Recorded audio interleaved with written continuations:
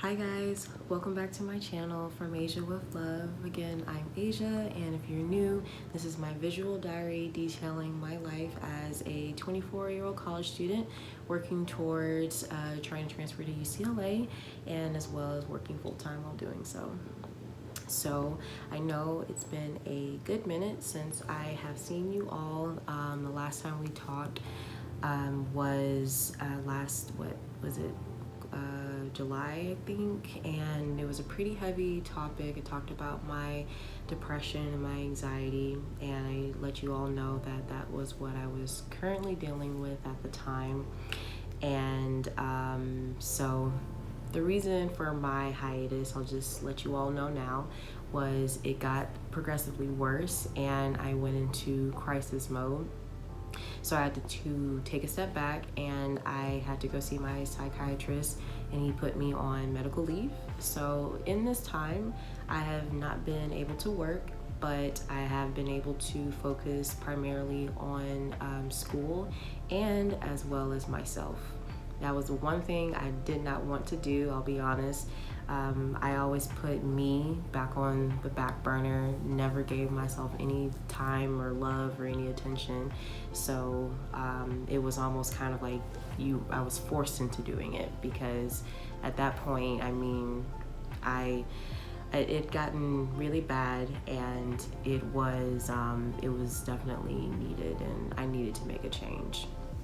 So just wanted to just give you the real and tell you exactly, exactly what was going on, and be transparent with all of you, because that is the one thing that's the purpose of this visual diary, is to not sugarcoat the harsh reality of my mental illness or any of the things that I go through. It's the good, bad, and the ugly. And this is the one ugly side of my life that I wanted to shed some light on.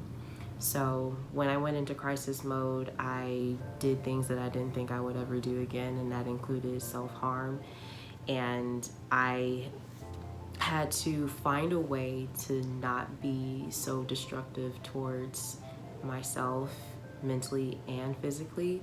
So in this time, my therapist and I have been trying to work on finding ways to be creative, and instead of having to destroy myself, try to find a way to create myself and find joy in the things that I used to really love, or that I haven't really done in a long time. So it's been scary and liberating at the same time, because self-love is no walk in the park for most of us, and for me it hasn't been. It's work. It's every day, waking up and telling yourself that you're going to be better than you were before.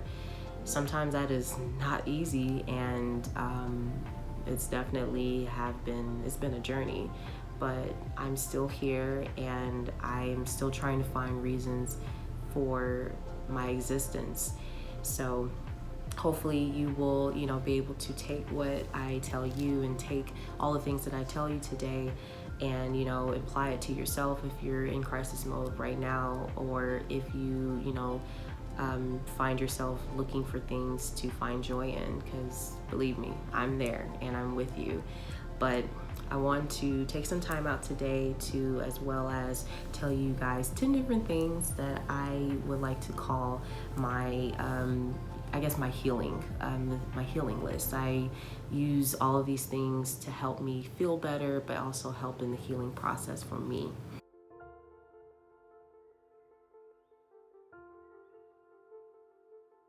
So one of the things, number one, is writing. I love writing. I love being able to write down my thoughts, and as well as my ideas for all the scripts I do. I am a filmmaker, as you all know, and I'm also in trying to get better at writing, since that was my biggest downfall. So I'm trying to strengthen my writing skills and practice more, and just making it exist first and foremost is the one thing that I'm just trying to be able to do. It doesn't need to be perfect, it just needs to exist. So I have been working on a pilot for Netflix, and I'm thinking at one point, maybe in a couple of years, I think it will be really good. But That's one thing that I would try to do, is definitely write, and I'll put it in my laptop or I'll maybe write in my journal, but that's one thing. Number 2 is loom knitting. I love being able to loom knit. I just started teaching myself last year, and I bought the loom off of Amazon, and I got the yarn from, where was it? Michael's. So I have been teaching myself how to loom knit, as well as trying to teach myself how to make blankets too. I made myself a stitch blanket, since I love stitch. I made this for myself last year, and it's really creative being able to make something. I've learned that I really enjoy working with my hands, and I'm a very visual person, so being able to maybe make hats and scarves and blankets, especially in the winter time, it's exciting, because I'm actually able to make it, and then if I give them as gifts, it's something that comes from the heart. So one thing I'll be doing a lot more this coming fall is just working on trying to just loom a lot more, and just teaching myself more patterns, and like watch YouTube videos. So hopefully the next time you guys see me, I'll have a finished loom, and then hopefully maybe a finished scarf. The number 3 is listening to music. That's the easiest one. I do that on a constant day-to-day basis. I pretty much have my headphones in all the time. I'm listening to a variety of different things. I'll listen to musical scores from films that I enjoyed, or I'll listen to some of my favorite artists, ranging from R&B to alternative rock, hip hop, old school, new, some of the and then 80s, 90s, even some music from the 70s. So I would like to think that it's pretty well diverse, my musical taste. So that's the one easiest self-care, form of self-care that I do, is just putting in my headphones and just tuning out the world. Number 4 would be using my positive affirmation cards. So my therapist wanted me to start practicing doing a lot more having my mental breakfast. So everyone knows that you're supposed to have your breakfast every single day. It's number 1 most important meal of the day. Well, I try to incorporate this into my daily morning routine as well, because it helps me get started on the right path. And basically these affirmation cards, I have about 50 of them. They are really great for just being able to pull yourself to, not pull yourself together, but just getting you started on the right foot that day. It changes your outlook tremendously. And what I love about these is that they're actually a lot more relatable than I've ever thought they would be. One of the ones that's one of my favorites, I should say, is I can release the past and forgive everyone. And then on the back of it, it says, I free myself and everyone in my life from old past hurts. They are free, and I am free to move into new glorious experiences. And they're very powerful. It's so simple. A lot of them even just say, I forgive myself, or I release all criticism. And all different, all of these 50 cards have different, purposes. And saying them to myself in the mirror, every day I'll try to pick out maybe 3 or 4 that pertain to maybe what I'm feeling at that point, and I'll just try to say it to myself, and it will just kind of get me started on the right foot. So using these have been really, really helpful. And if I don't get it in the morning, I'll try to do it at some point during the day. And then the next thing is, everyone thinks of, using mud masks and bubble baths and, smell good stuff. That's number 5. So trying to take as many baths, or just, doing facials or lighting a couple of candles in the house. I'll do that because it really does physically relax me. So I'll try to do, I'll go to my, as I'm showing you now, I'll go to my self-care drawer is what I call it in my bathroom. That's where I keep all my smell good stuff, and I will maybe put a bath bomb in my bath, and then put some bubbles in as well, light a couple of candles, play some music, and just relax and decompress from my day.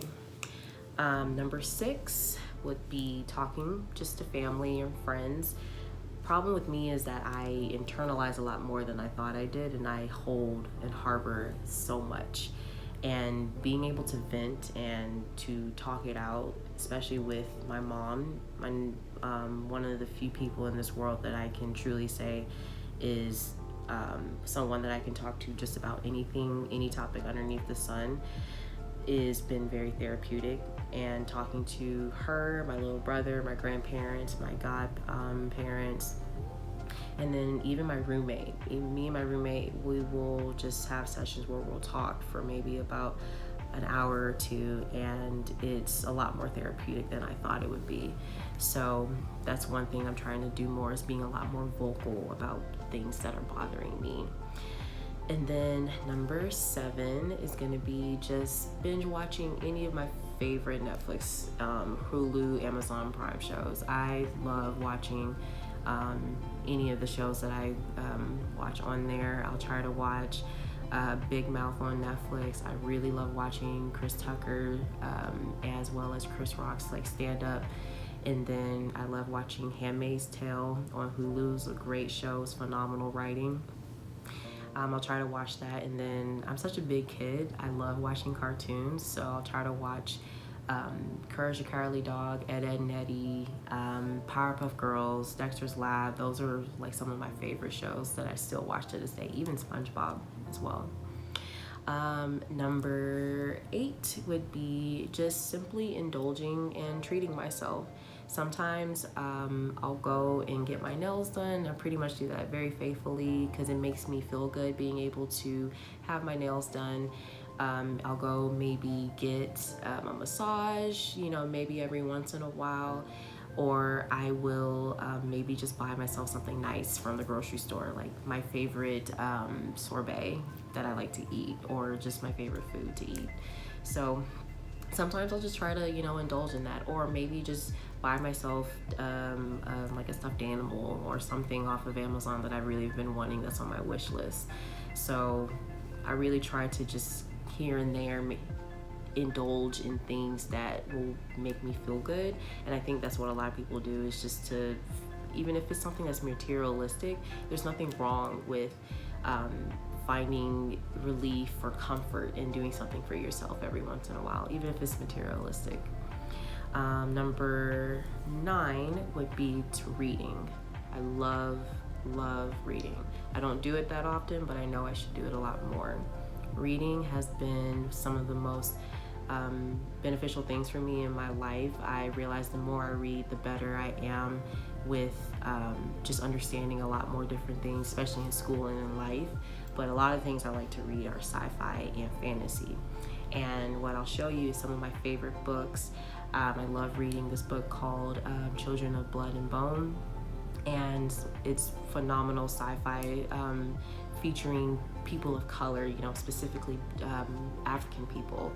And another series, Throne of Glass, this book, Heir of Fire, is the 3rd one in the series, and it's about an assassin, a female assassin. Absolutely love the series. I haven't read number 3 yet, but I'm going to get to it. And then this other book, Hunter, which my grandfather gave me years ago. I read it years ago. I want to actually try to reread it again. It's a really good book about this man who is a tracker, and I think it should be made into a film. It's phenomenal. So that's one of the few things I like to be able to read fiction. I love fiction, or just sci-fi fantasy things, the things that can, maybe not happen, but, just indulging in that type of things I just like to do. I know it seems like I'm a nerd, but I truly love it.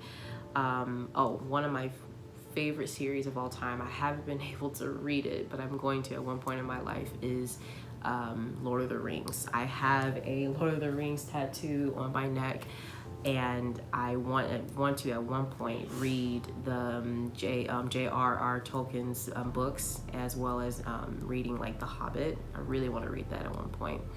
And then number 10, the last thing I like to do is just to have my alone time. Being by myself and in my own space is sometimes very scary, but it's necessary, because I'm able to process some of the thoughts that I have, and as well as maybe cry. Crying is very cathartic, and I do it quite often. So if I need to just take a moment for myself, just to, just get away from reality, I'll try to lock myself in my room, or maybe just walk away, take about 10 minutes and just walk outside and just kind of think and be alone and be okay being alone, because it is okay to be alone. Me being someone that suffers from separation anxiety, I really like to think that I need to have someone with me at all times, or I can't see myself without someone next to me. But there's so much power in understanding my place as a woman, knowing that I don't need anyone, by me to feel validated. I'm okay by myself, and there's nothing wrong with that. So that's one of the few things I try to do, is just having my alone time, because it's very necessary. Not, having to constantly be in someone's face, or just even giving someone the time of day through a text message. I try to just put my phone down a little bit more, or just not even bother with some people. So that's one of the few things that I've been trying to practice a lot more, is me. What is it that Asia needs, not what does someone else need? What is it that I require at this point?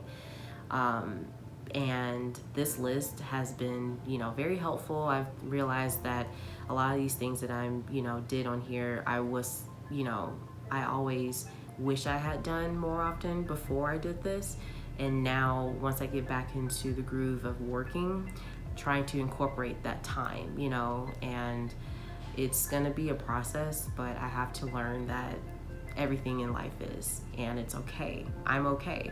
I'm still here. I'm still working towards my dreams, and it's not a race. I'm doing all the things that I need to, and I'm in the right spot. So that is going to conclude today's video. Pretty much summed up everything. Just wanted to give you guys an update and letting you know that I'm still alive and I'm still here. And if you have any questions or want to know a little bit more about any of the things that I mentioned, if you want to know more about those affirmation cards, or maybe if anyone knows how to loom knit, or if anyone has any recommendations, please send them my way, or any book recommendations or shows that you would like for me to watch, you think I would like to watch. I would love to hear them, and I hope everyone has a great week, and I'll catch you guys later. Bye.